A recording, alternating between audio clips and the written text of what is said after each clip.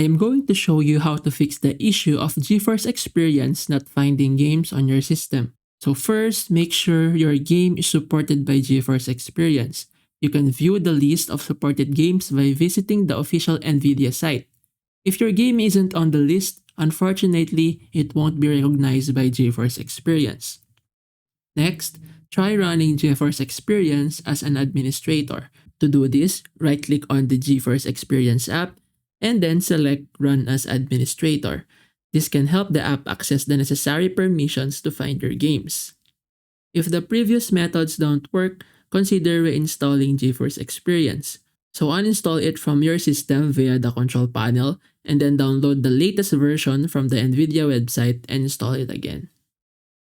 So for adding games, open the GeForce Experience app and then click the gear icon in the upper right corner for the settings. In the left sidebar, select Games and Apps and then click the Scan Now button. So if you don't still see your game, under Scan Location, click Add and then browse your PC to find the folder where your game is installed. Make sure to select the folder and then click Select Folder. Click Scan Now again to check the new location. You should see the game added to your library.